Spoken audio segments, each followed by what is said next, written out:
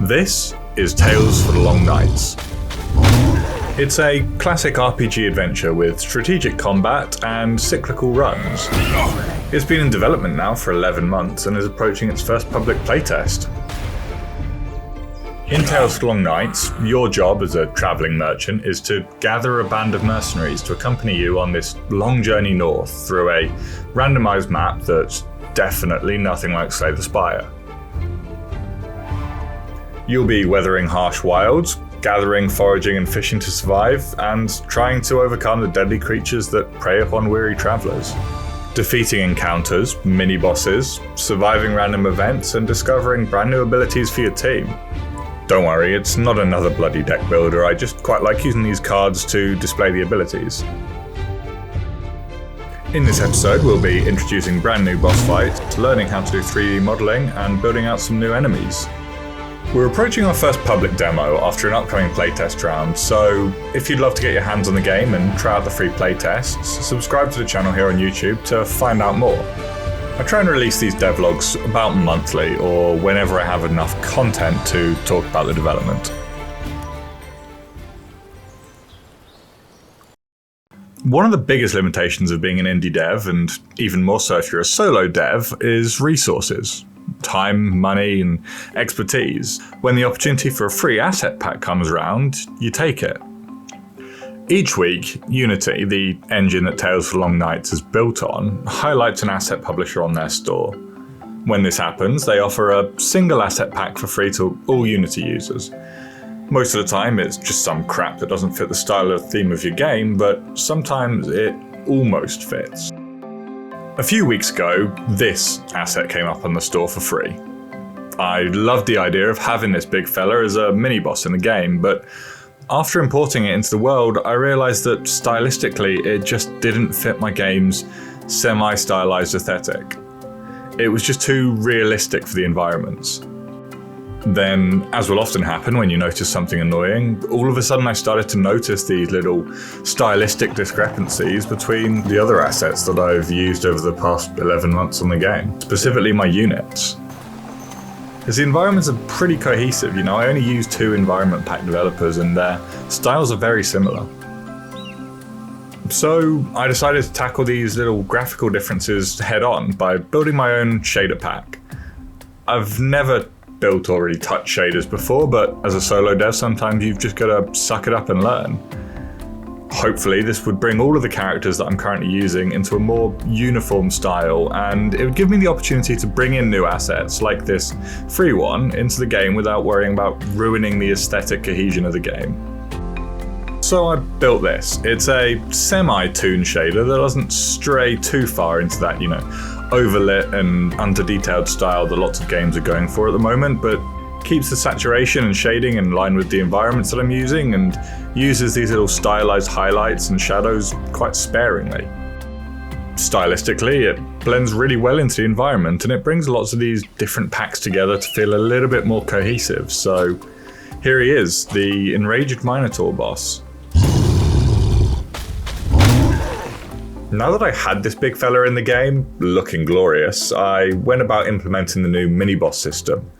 These will be rarer than the standard combat encounters, more dangerous with bigger rewards, but not quite as vicious as the 2 main story bosses in each of the Acts runs. These mini-boss nodes will be scattered randomly across the map, only appearing once you've already completed your first day of the journey, as people you meet warn you of greater dangers they've heard about on the road ahead. This ensures that these mini-bosses don't crush you into the ground before you've even had a chance to gear up and flesh out your party a bit. For example, the Enraged Minotaur has one really vicious attack. It's a charge attack that deals massive damage. He'll always try and prioritize your weakest unit if you give him the chance. Leave an open path for him to charge into your backlines, and he certainly will. When his charge path is blocked, he can hurl his huge axe at the weakest target instead, piercing through any other unit in the path, but dealing less damage the more units it pierces through. So you got to decide, do you tank the throwing axe damage with your front line and block his charge path, or do you maybe bait him into your back lines and try and buff up your weakest unit and help them survive the charge attack, mitigating as much damage as possible? These fights are where the team building and the strategy really come together. I want those generic, smaller encounters to be more about building a team that deals damage quickly enough and can mitigate the enemy damage so as not to die to attrition. You know, there are no healing abilities in my game. You can't bring your submissive healing GF on this adventure. You know, maybe you can get lucky and heal up in some of the random events, or buy healing potions from a merchant. Maybe not. You know, that's the luck of the roguelike. It's about time in the video where I should shill my algorithm, so if you're enjoying the devlog or interested in the game or just want to throw some help my way, you know, subscribing and liking the video goes a really long way towards getting me in front of other people. I do all of this in my spare time alongside my full-time job and my second full-time job as a husband. You know, I really do enjoy all the comments we get on these videos, so, you know, if you've got any questions or feedback or advice or just want to say good job, pop it down in the comments, and I respond to 99% of the comments down there, and I see them all as they pop up on my phone throughout the day. Now, over Christmas, I decided to take a short break from development to catch my breath. Working full-time while developing a game on the side had become taxing, and I hadn't really taken a break since starting development 11 months ago. Almost instantly, I found myself getting bored without game development filling up my free time, but still, I stuck to my break and I decided to do something completely different.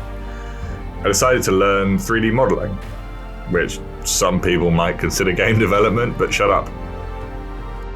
Using store assets was becoming limiting for my aesthetic style, and I wanted to see if I could create my own models in Blender.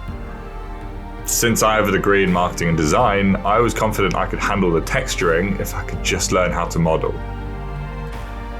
After a week of trial and error and a hell of a lot of frustration, I finally made my first character.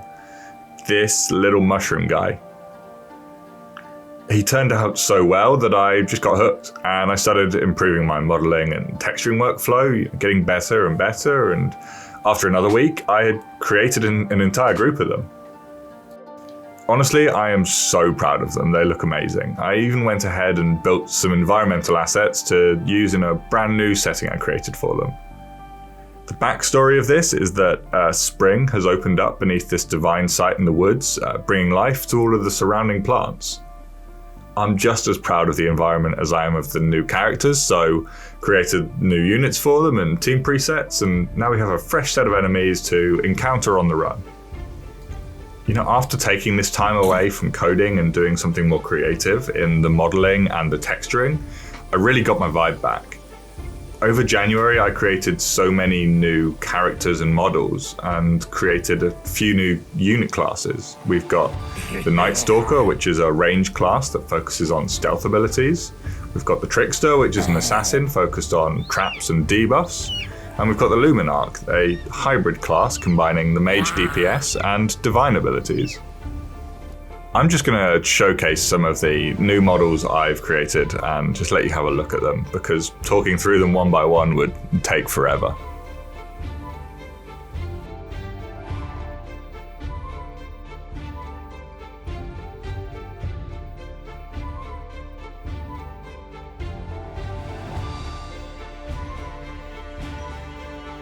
Taking this time away from full speed development has been a huge advantage for me, allowing me to just step back, learn some new skills, and refine my creative process.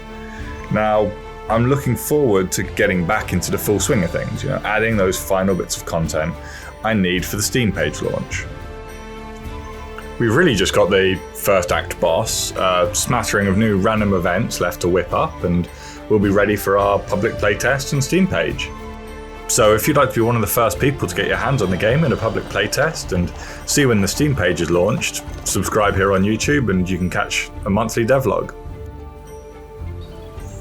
For those of you who watch to the very end, it means the world to me. You know, liking the video helps me immensely by expanding the number of people who get to see my progress. And I also respond to pretty much every single comment. I see them popping up on my phone all day as they come through, so just drop something below. Let me know what you think of the game, or even more importantly, what you've seen similar games do that maybe I should pay attention to. You know, I'm still learning, but thanks for watching, and I'll see you all in the next episode.